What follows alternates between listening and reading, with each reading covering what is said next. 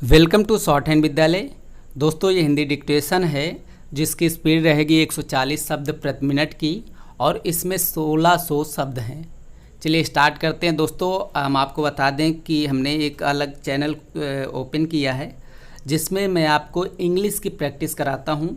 अगर आप लोग उससे जुड़ना चाहते हो, आप लोग तैयारी करते हो रिटेन की, तो नीचे डिस्क्रिप्शन में लिंक दिया हुआ है, तो आप लोग हमसे ज़रूर जुड़िए और वहाँ पर भी आप तैयारी कीजिए। चलिए स्टार्ट करते हैं आज का डिक्टेशन। Ready start. सभापति महोदया, अभी माननीय सदस्य बोल रहे थे कि 10,000 रुपये तक का ऋण जमींदारों को भी दिया गया, जिसे अब माफ़ किया जा रहा है। मैं कहना चाहता हूं कि उनकी जानकारी गलत है। 10,000 रुपये तक का ऋण छोटे किसानों, मजदूरों और छोटा कारोबार करने वालों का है, जिसे सरकार ने माफ़ करने का फ़ैसला लिया है। ऐसा लगता है कि मेरे साथी मेरी बात समझ नहीं पाए। मैं कहना चाहता हूं कि आपने 10,000 रुपये तक का ऋण माफ़ करने का जो निर्णय लिया है, उसमें अनेक ज़मींदार लोग भी आ गए हैं। अब प्रश्न है कि खेती कौन लोग करते हैं। उसमें छोटे किसान भी हैं, बड़े किसान भी हैं और खेतिहर मजदूर भी हैं। आपने इसमें छोटे किसानों और खेतिहर मजदूरों की तरफ ध्यान नहीं दिया, बल्कि कुछ ऐसे लोगों को लाभ पहुंचाने का प्रयत्न किया है जो इसके पात्र नहीं हैं। इस तरह हरित क्रांति को ख़त्म करने की बात की जा रही है।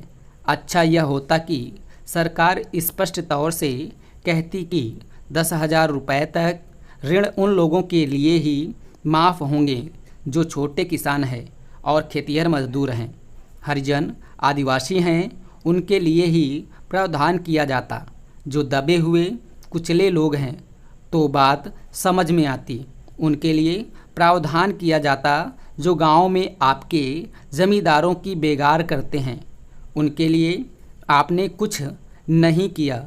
मैं हिमाचल प्रदेश से आता हूं और मेरे अतिरिक्त वहां अन्य कई माननीय सदस्य हैं जो पहाड़ी क्षेत्रों से आते हैं।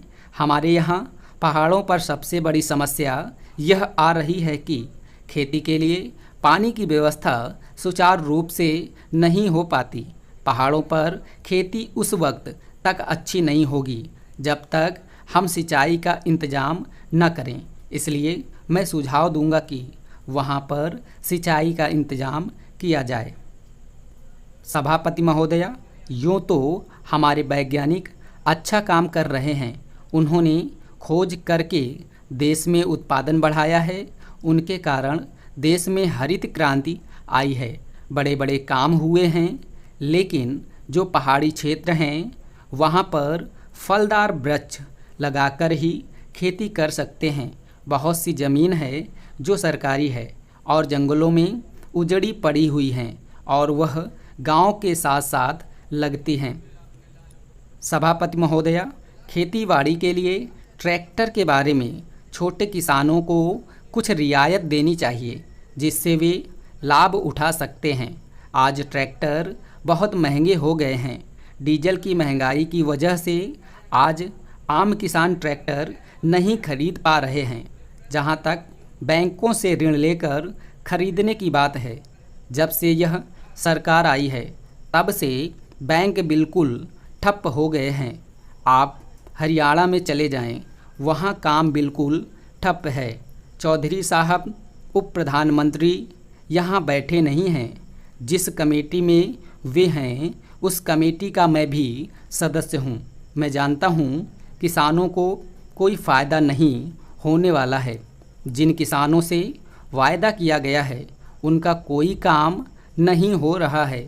मैं आपसे कहना चाहता हूं कि अगर आप किसानों को ऊपर उठाना चाहते हैं तो ट्रैक्टर की कीमत कम कीजिए, डीजल के दाम कम कीजिए, वरना यह जो कागज़ों पर है इस पर मैं यकीन नहीं करता हूं। जो बड़े बड़े ज़मींदार लोग हैं वे खेत मजदूरों से काम कराते हैं और भू रिकॉर्डों में दर्ज नहीं होने देते हैं। इससे होता यह है कि जो मजदूर काम करता है और जिसको कानून के अनुसार उस ज़मीन का मालिक बन जाना चाहिए, वह रिकॉर्ड न होने से मालिक बनने से वंचित हो जाता है। स्थिति यह हो जाती है कि वह खेत में अन्न उगाता है, लेकिन इस देश में उसकी कहीं कोई ज़मीन नहीं होती है। सभापति महोदया, एक बात मैं यह भी कहना चाहता हूँ कि एक व्यक्ति को तो इस देश में सभी तरह के अधिकार और शक्तियाँ हैं। वह आईएएस अफसर भी बनकर नौकरी और जमींदारी भी करता है। उसी परिवार का एक व्यक्ति संसद सदस्य बन जाता है और इस तरह से देश की सेवा करने के नाम पर सारा खानदान मौज लूटता है। किंतु दूसरी ओर इसी देश में गरीब खेत मजदूर हैं जिनको कोई अधिकार नहीं, जिनकी इस देश में कोई ज़मीन नहीं। ऐसा क्यों? इसका यही कारण है कि आपने निर्धन लोगों की आर्थिक स्थिति मजबूत नहीं की।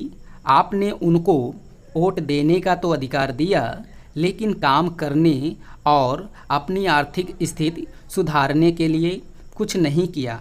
इसलिए मैं सभी पार्टी के बंधुओं से निवेदन करना चाहता हूं कि इस समस्या का समाधान करने में सभी पार्टियों के लोगों को सहयोग करना चाहिए। उपाध्यक्ष महोदय, मैं इस सदन में राष्ट्रीय महिला आयोग विधेयक का समर्थन करने के लिए खड़ा हुआ हूं। वास्तव में इस देश में महिलाओं की अत्यंत दयनीय हालत है। इस देश के संविधान निर्माताओं ने महिलाओं को यथोचित स्थान देने की कोशिश तो की, परंतु पिछली सरकार ने महिलाओं के ऊपर कोई ध्यान नहीं दिया। अगर पिछली सरकार ने महिलाओं के ऊपर, उनके विकास के ऊपर और उनके अधिकारों के ऊपर ध्यान दिया होता तो आज जबकि 40 वर्षों में हर नवजात शिशु जवान हो जाता है, तो आज उस जवानी के आलम में महिलाएं भी होती। लेकिन दुर्भाग्यवश पिछली सरकार की गलती के कारण महिलाएं आज भी जहां की तहां चार दीवारी में बंद हैं। उपाध्यक्ष महोदय, आपने कहा है कि मैं विस्तृत रूप से जानकारी महिलाओं के बारे में न दूं, लेकिन एक बात मैं यहाँ ज़रूर कहना चाहता हूँ कि इस आयोग में सभी वर्गों की महिलाओं को समान रूप से अधिकार मिलना चाहिए और देहातों में तो हरिजन आदिवासी महिलाएं आज भी जहाँ की तहाँ हैं, निरक्षरता के अंधकार में हैं। इन महिलाओं को ऊपर उठाने के लिए सरकार को विशेष कदम उठाने चाहिए। चूँकि महिलाएं भी आज पुरुषों के साथ कंधे से कंधा मिलाकर चलती हैं। रोटियां भी दोनों हाथों से बनती हैं। अगर एक हाथ इंसान का नहीं रहेगा तो वह लूला कहलाएगा। इसी प्रकार यदि हम महिलाओं को ऊपर उठाना चाहते हैं, आदिवासी हरिजन महिलाओं को ऊपर उठाना चाहते हैं, तो पढ़ाई लिखाई के मामले में इनको समान अधिकार मिलना चाहिए और राजनीतिक क्षेत्र में भी इनको समान अधिकार मिलना चाहिए। जैसे आप आज इस सदन में ही देख लीजिए कि कितनी महिलाएं यहाँ सदस्य हैं, लेकिन फिर भी उस प्रतिशत से नहीं हैं जिस प्रतिशत से उनको यहाँ होना चाहिए। मैं जनता पार्टी अथवा कांग्रेस की बात नहीं कह रहा, परंतु मैं एक आम बात कह रहा हूँ जो आज के समाज में महिलाओं की स्थिति को दर्शाती हैं। यह स्थिति दर्शाती है कि उन आर्थिक भेदभाव अथवा सामाजिक उत्पीड़न के किसी अन्य उपादान की तुलना में महिलाओं की स्थिति 100 गुना ज़्यादा खराब है, जिन पर हम बाद में विस्तार से चर्चा करेंगे। मैं आपको बताना चाहूँगा कि पहले भी ऐसी स्थिति रही है, जब पिछले सत्र के अंतिम दिन लगभग खाली सभा में महिलाओं संबंधी अनेक महत्वपूर्ण विधेयक पारित किए गए थे।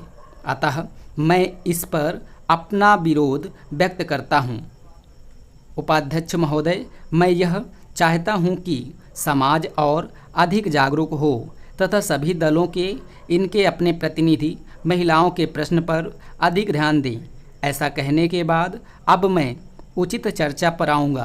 पहली बात यह है कि हर व्यक्ति जानता है कि देश के हर व्यक्ति ने महिलाओं के दर्जे संबंधी समिति से एक राष्ट्रीय महिला आयोग बनाने की सिफारिश की थी। संयोगवश इस समिति की अध्यक्ष इस समिति की सदस्य सचिव वीणा मजूमदार थी, जिनके विचार वामपंथी थे, किंतु इससे उन्हें इस निष्कर्ष पर पहुंचने में कोई बाधा नहीं हुई कि देश में एक राष्ट्रीय महिला आयोग की ज़रूरत है। यदि चाहे तो हम इस मुद्दे पर एक हो सकते हैं।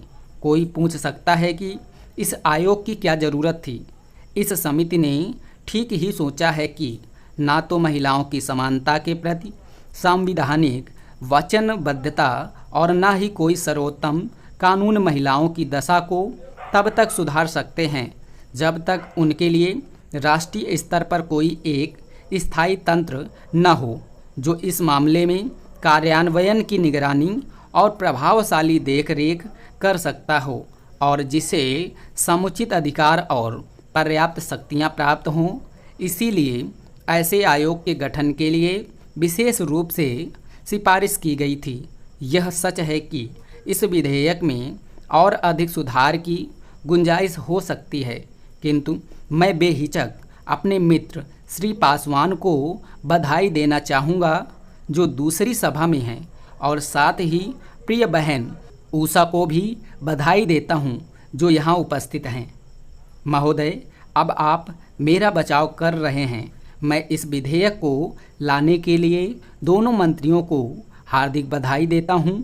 मैं तो यह कहता हूँ कि यह विधेयक एक अच्छी शुरुआत है। इसके साथ ही मैं विपक्षी सदस्यों से इसे आज की आवश्यक संशोधनों सहित पारित करने की अपील करता हूँ। भविष्य में और भी संशोधन किए जा सकते हैं, यह और बात है। मेरा उनसे जोरदार आग्रह है कि वे इस मामले में सहयोग दें। जहाँ तक हमारा संबंध है, हम अर्थात अधिकांश लोग और विशेष महिलाएं यह चाहती हैं कि संविधान द्वारा महिलाओं को प्रदत्त समानता के दर्जे को न मानने वाले किसी भी व्यक्ति को, चाहे वह कुछ भी क्यों न हो, पकड़ने के लिए एक पर्याप्त व्यक्ति संपन्न तंत्र होना चाहिए। हम चाहते हैं कि ऐसा निर्भय और निष्पक्ष रूप से किया जाना चाहिए।